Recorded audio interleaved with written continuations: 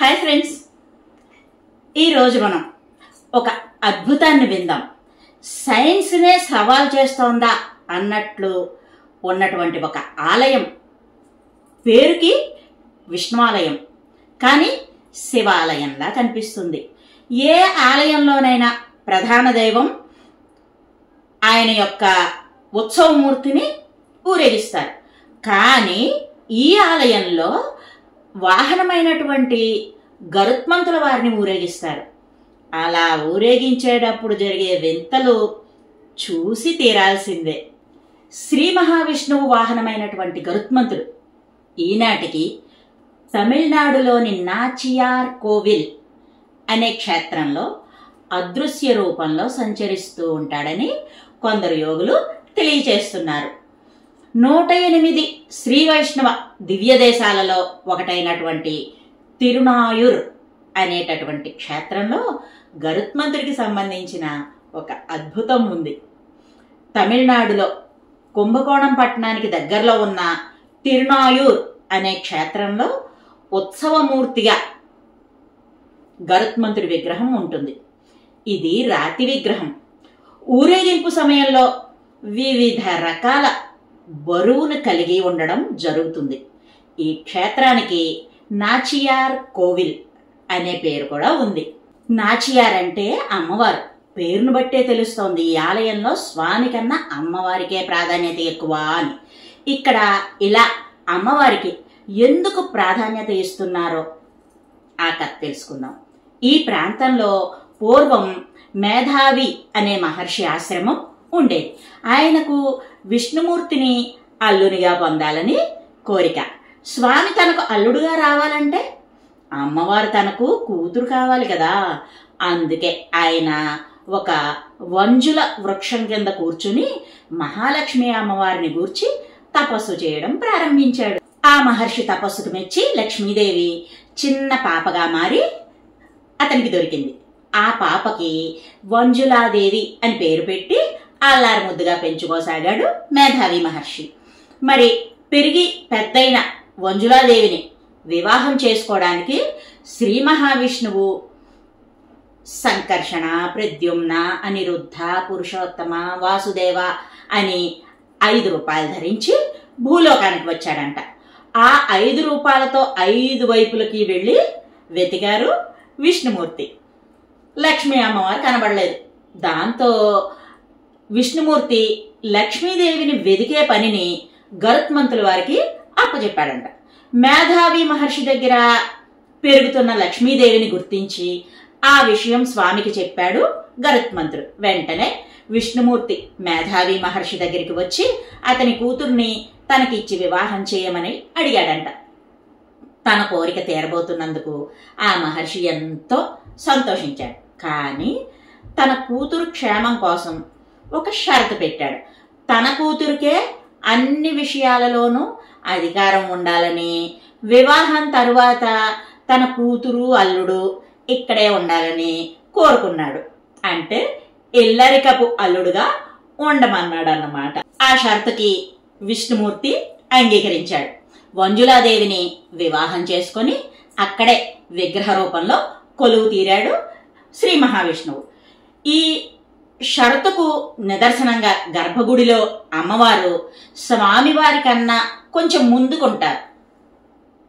ఉత్సవాలలో జరిగే ఊరేగింపులలో కూడా అమ్మవారి విగ్రహమే ముందు కదులుతుంది.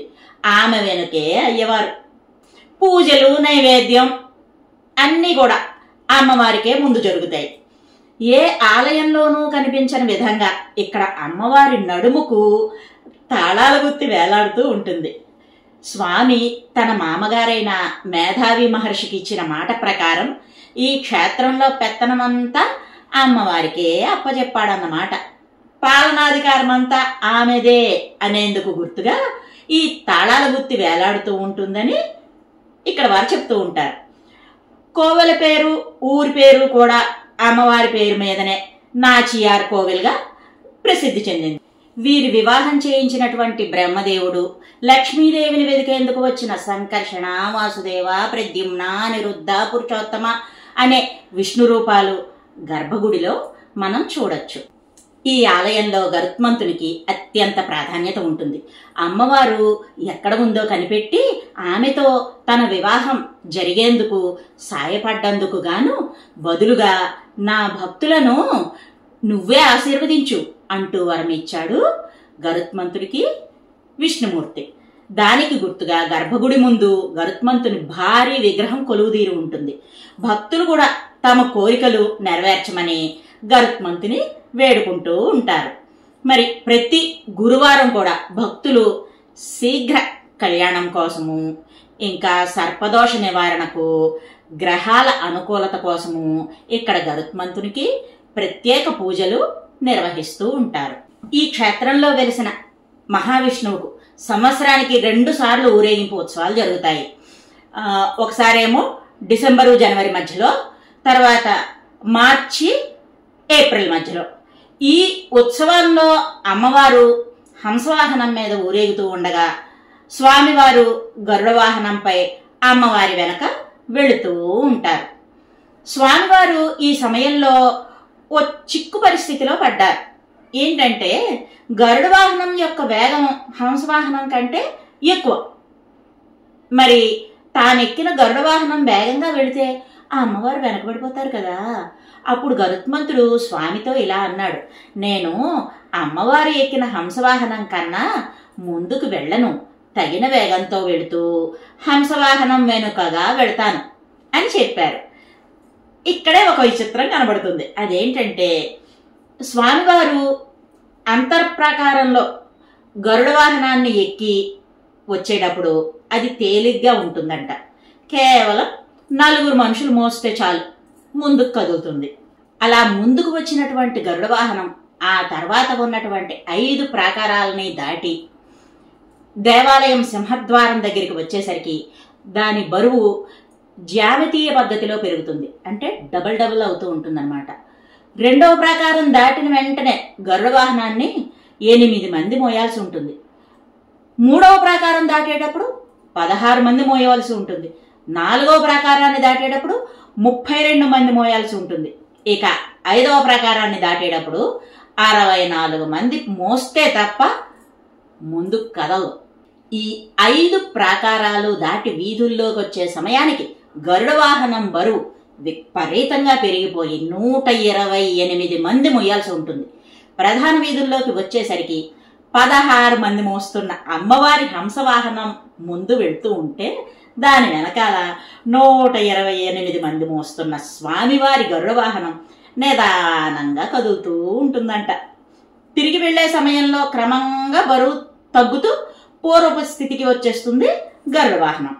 ఇంకో విచిత్రం ఏంటంటే ఈ ఊరేగింపు జరుగుతున్న సమయంలో గరుత్మంతుని ఉత్సవ విగ్రహం మీద చెమటలు కనిపిస్తాయంట. గరుత్మంతుడు ప్రారంభ దశలో తక్కువ బరువుండి క్రమంగా బరువు పెంచుకుంటూ పోయేసరికి అతనికి చెమట పడుతుందని భక్తులు విశ్వసిస్తూ ఉంటారు. దీనికి కూడా ఒక పురాణ కథనాన్ని చెబుతారు ఇక్కడ వారు. ఇక్కడ అమ్మవారికే అన్ని రకాలుగా ప్రాముఖ్యత ఇవ్వబడుతుంది. అలాగని స్వామివారు మాటిచ్చారు. అందుకే గరుత్మంతుడు అమ్మవారి హంసవాహనాన్ని ముందుకు పోనిచ్చేందుకు బరువు పెరిగి తన వేగాన్ని నియంత్రించుకుంటూ ఉంటాడు అని. ఈ క్షేత్రంలో గరుత్మంతుణ్ణి కాలగరుడన్ అని పిలుచుకుంటూ ఉంటారు. ఈ అద్భుత ఊరేగింపు దృశ్యం సంవత్సరానికి 2 సార్లు జరుగుతుంది. మహాశక్తివంతుడైనటువంటి ఈ కాలగరుడన్ నవనాగులను తన ఆభరణాలుగా ధరించాడంట. ఏ విధంగా ధరిస్తాడో చెప్పమంటారా? ఆదిశేషుని కంకణంగా, కర్కోటకుడిని తాను ధరించే పూలదండగా, పద్ముడు తన కుడి చెవి ఆభరణంగా, మహాపద్ముడు ఎడమ చేతి ఆభరణంగా, శంఖపాలుడు తన కిరీటం యొక్క ఆభరణంగా, కుళికుడు కుడి చేతి గాజుగా, తక్షకుడిని వడ్డాణంగా, వాసుకిని జంధ్యంగా, ఇక 9వ సర్పం కాళీయుడిని ఆయన యొక్క కంఠానికి అలంకారంగా చుట్టుకొని ఉంటాడంట. పంచకృష్ణ స్థలాలలో ఈ క్షేత్రం కూడా ఒకటి. అదేవిధంగా వైష్ణవులు ముక్తిధామంగా భావించేటటువంటి 12 క్షేత్రాలలో ఇది ఒకటి. మార్చి ఏప్రిల్లో జరిగేటటువంటి గరుడ సేవ విశిష్టతని చూసి తీరవలసిందే. నాచియార్ కోవెల్ విశేషాలు సంక్షిప్తంగా ఇవన్నమాట. మరో మంచి ఇంట్రెస్టింగ్ టాపిక్తో మళ్ళీ మీ ముందుకు వస్తా. By bye friends.